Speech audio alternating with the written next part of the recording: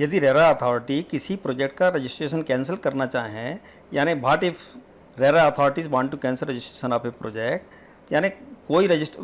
Project है जो already RERA में रजिस्टर्ड है, लेकिन यदि अथॉरिटीज़ उसको कैंसिल करना चाहते हैं तो उनको क्या प्रोसीजर अपनाने पड़ती है, ये हम देखेंगे इस वीडियो में। CCA civil construction and engineering academy में आपका स्वागत है। देखिए, हमने देखा था कि सेक्शन 7 के अंतर्गत एक्ट के क्या होता है, रेरा एक्ट जो बोलता है सेक्शन 7 कि on complain on receipt of A complain, यानी कंप्लेन आ जाए या शू मोटो यानी खुद रेरा अथॉरिटी चाहे और ये recommendation of the competent authority, ये रजिस्ट्रेशन को रिवोक कर सकते हैं, रजिस्ट्रेशन को वापस ले सकते हैं। जो सेक्शन 5 के अंतर्गत उसने अप्लाई किया, वो सेक्शन 5 में रेरा अथॉरिटी ने रजिस्ट्रेशन दिया था, वो सेक्शन 7 में वापस ले सकते हैं यदि कोई कंप्लेन आ जाए या खुद रेरा अथॉरिटी को लगता है ऐसा कि इसने गलत किया है या किसी कॉम्पिटेंट अथॉरिटी की रिकमेंडेशन पे। लेकिन ऐसा करने के पहले उसको क्या करना पड़ेगा, registration shall not be revoked, यानी उसको कैंसिल नहीं कर सकते हैं। कब तक? जब तक unless not less than 30 days notice in writing, यानी 30 दिन का नोटिस उस बिल्डर को, उस पर्टिकुलर प्रमोटर को देना पड़ेगा इन राइटिंग रेरा अथॉरिटी को कि भाई हम आपका रजिस्ट्रेशन कैंसिल करना चाहते हैं। और उसमें क्या लिखना पड़ेगा, stating the grounds on which it is propose to revoke the registration. उसमें लिखना पड़ेगा कि किन ग्राउंड्स पे आपका रजिस्ट्रेशन हम कैंसिल करने वाले हैं, क्या कारण है जिसकी वजह से आपका रजिस्ट्रेशन कैंसिल हो सकता है या हम करने वाले हैं। जब 30 दिन का नोटिस मिल जाएगा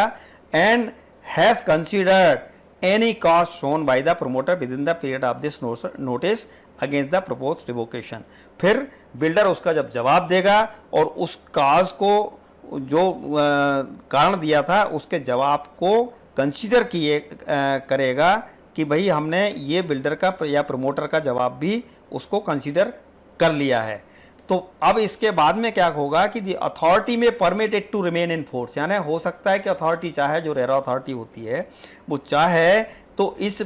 रजिस्ट्रेशन को कैंसिल ही ना करे। क्यों कैंसिल ना करे, उसके दो कारण हो सकते हैं। क्या क्या कारण हो सकते हैं? Subject to such further terms and conditions as it thinks fit to impose in the interest of the allottees, यानी वो उसको लगता है कि यदि हमने कैंसिल कर दिया तो अलॉटीज का नुकसान हो जाएगा,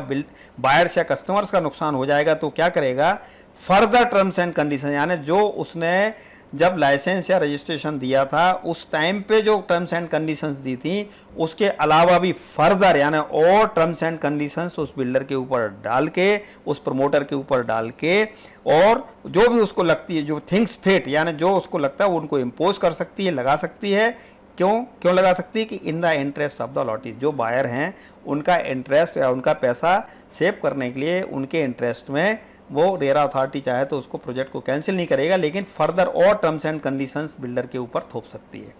और या फिर क्या कर सकती है, and any such terms and conditions so impose shall be binding upon the promoter, यानी जो भी रेरा अथॉरिटी ने जो भी टर्म्स एंड कंडीशंस उसके ऊपर लगाई बिल्डर के ऊपर, वो बाइंडिंग रहेंगी, यानी उसको मानना ही मानना पड़ेगा प्रमोटर या बिल्डर को, जो भी रेरा अथॉरिटी ने एडिशनल टर्म्स एंड कंडीशंस उसके ऊपर डाली हुई है। तो ये था कि यदि किसी प्रोजेक्ट का रजिस्ट्रेशन रेरा अथॉरिटी कैंसिल करना चाहे तो वो कैंसिल भी कर सकती है, और नहीं कैंसिल करे तो ये एडिशनल टर्म्स एंड कंडीशंस भी लगा सकती है, और ये एडिशनल टर्म्स एंड कंडीशंस उसके ऊपर, बिल्डर के ऊपर बाइंडिंग रहेंगी इन the interest of the allottees. तो आशा है आपको ये जानकारी उपयोगी लगी होगी। उपयोगी लगी है तो आप इसको वीडियो को लाइक करें, दूसरों के साथ शेयर करें, और अपने विचार, अपने कमेंट करके वीडियो के अंतर्गत हमें कमेंट सेक्शन में ज़रूर बताएं।